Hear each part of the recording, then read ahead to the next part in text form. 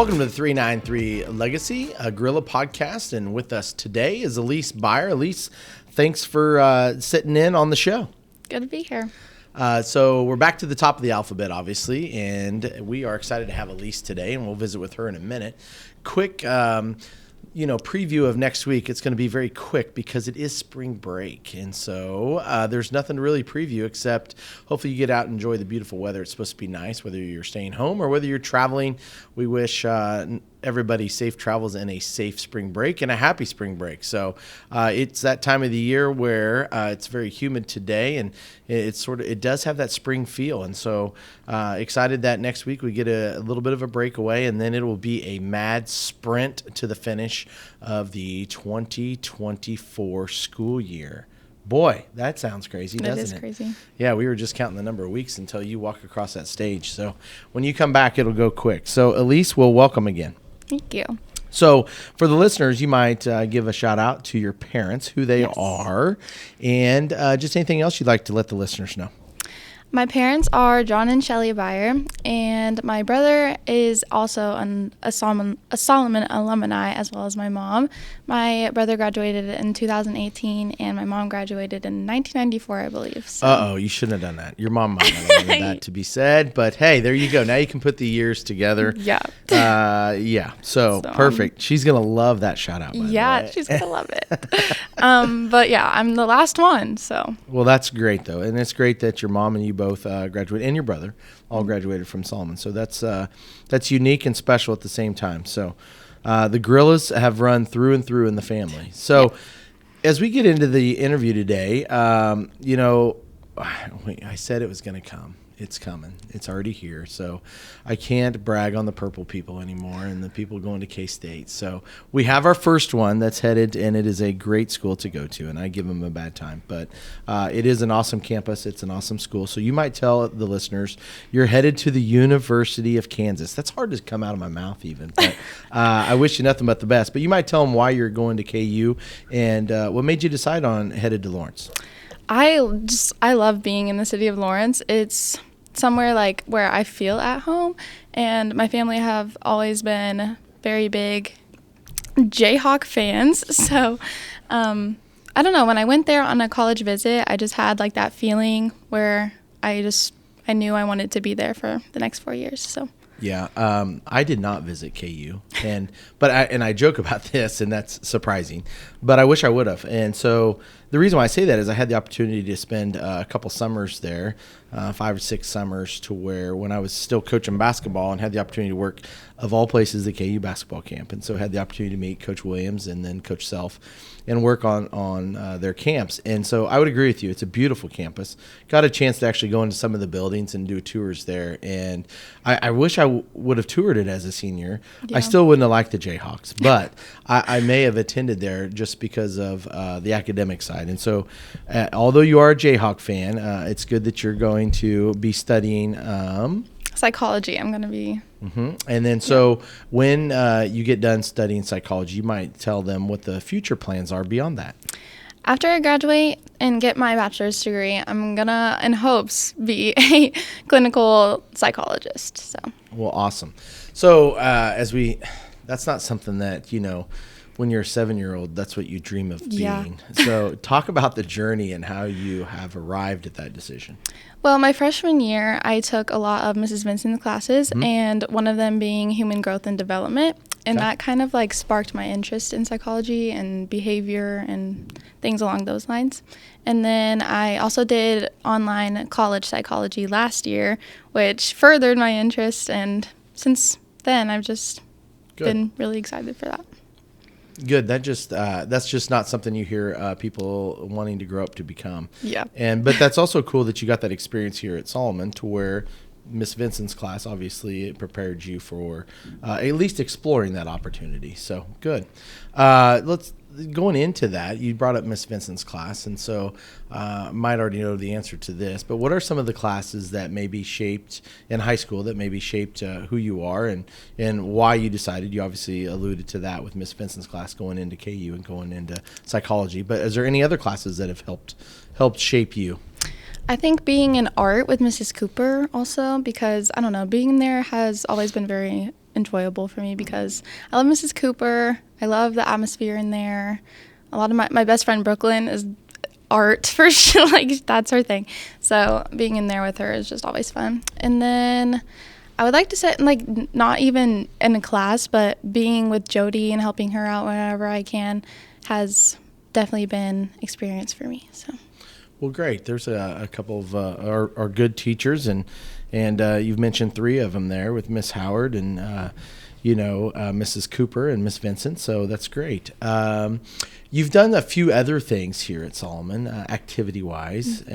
Tell the listeners all the different activities during high school that you've been a part of. For the past 4 years, I've been in volleyball, cheer, and dance. And then the past 2 years, I've been in basketball. Should have been 4. It should have been 4. I agree. But I also did competition dance my freshman and sophomore year, which is why I didn't do basketball. I also didn't really enjoy it at the time. But once I joined, I definitely did not regret my decision at all. It was so much fun. Well, as you heard there, you've been involved in multiple activities, which allows you, the opportunity to be. Some of those times you're asked to be the leader. Some of those times you're asked to be the team player. Talk about the difference between being a captain and being maybe just a role player or a team player, because I think that's important as we navigate into that new world of adulthood and understanding our roles but yet taking leadership when it's asked, but yet also being a team player. Being a team player is very important, especially on a team of girls, because just having that leader, having that sense of, being there for each other is always good. It always builds team chemistry.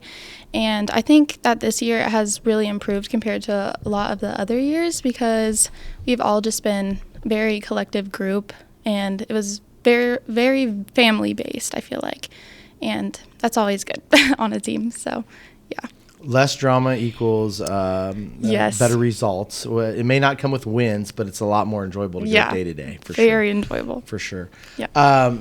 Speaking of those friends and those people that you're close to, any close friendships? You already mentioned Brooklyn, and ever since I lived in the neighborhood next to all of y'all, you guys would run around town, of course, when we first moved. So that's how I got to know all of you. But is there anybody else that's been a lot, or even expand upon that relationship with Brooklyn?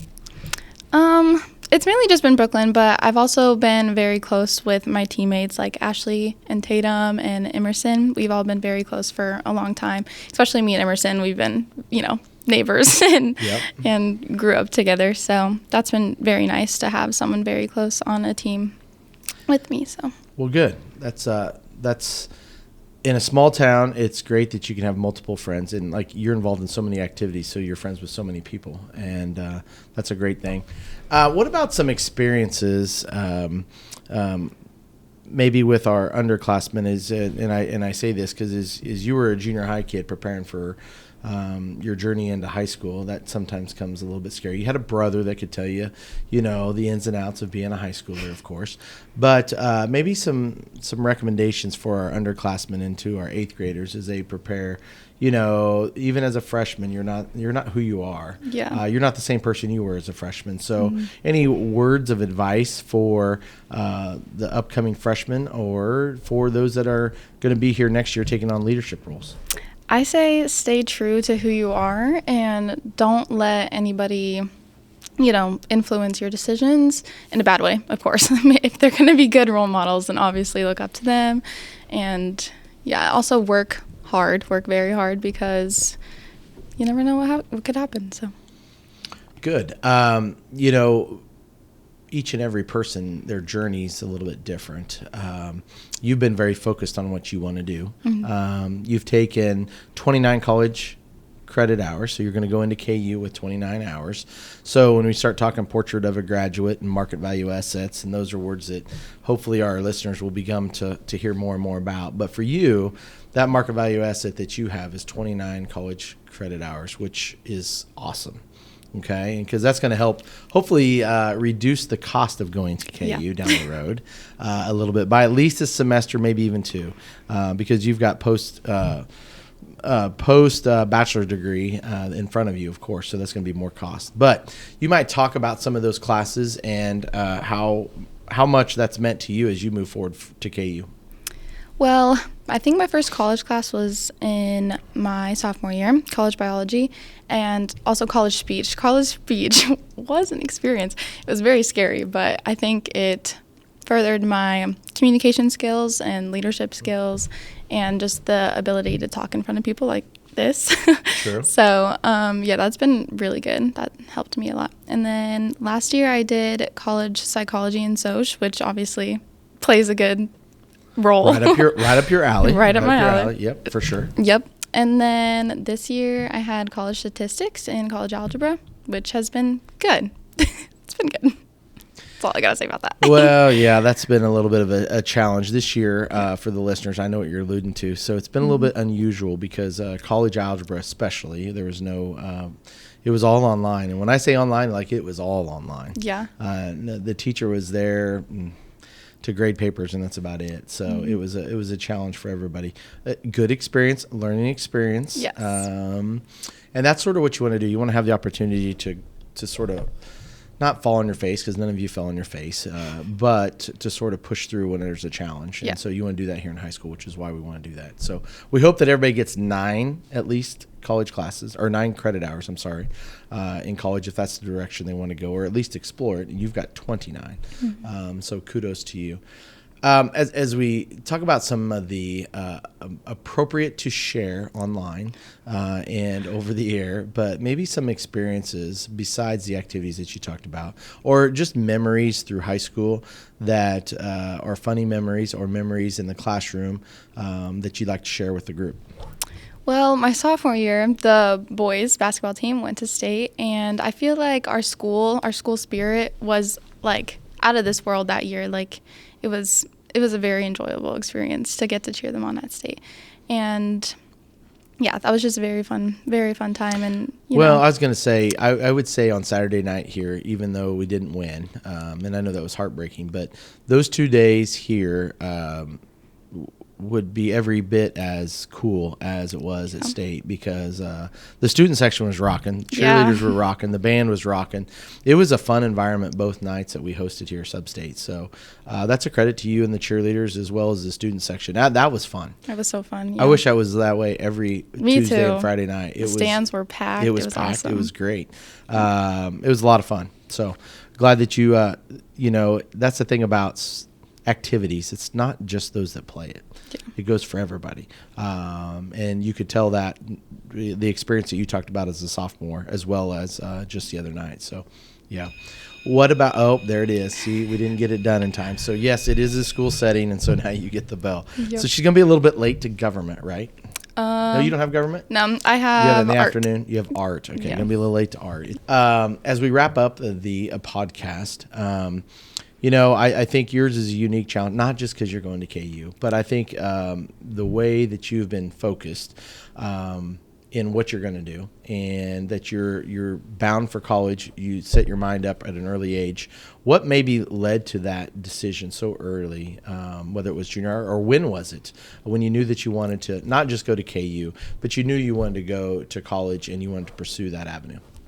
Well, I've always had the sense of empathy for other people and like helping other people when they have struggles, have problems, and I feel like personally I have like the skills to like help myself too in those situations, and that's how I felt for forever. Like in middle school, I felt like I could always be the person somebody went to for help, and I think just wanting to be successful in that avenue, like that career, I think that's what has led me to stay so focused and be so confident in that. So in your middle school years, you're saying that that's when you realized, amazing, middle school, there's no drama in middle school at all.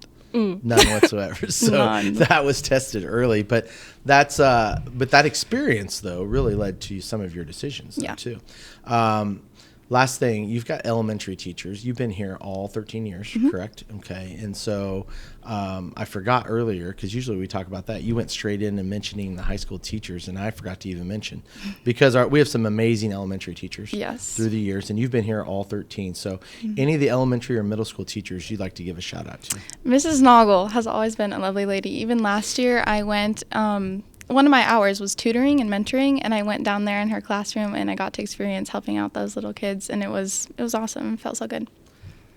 Mrs. Noggle is an awesome lady. Yeah. And she's the one who now takes the gate for us at everything. And so what a great face to have for all of our visitors, not just our visitors that are coming in, but great, someone to look up to for yourself and someone who has obviously meant a lot to you. So that's a great story. Glad that you sat down with me today. I'm glad you chose. It's so easy to see the direction that you chose. I can see it and visualize it, see you grow up, since your third grade year at least. And going into psychology does not surprise me one bit. Psychology, social work, in that direction. You could see it as you grew up, and it's just cool to see you come into your own space, and wish you nothing but the best moving forward. How many days left? Do we know? 42. How did I know that you would know how many days were left? There are a few people that don't have a clue, and there's some that I knew would know. Yep. I knew you would know how many days.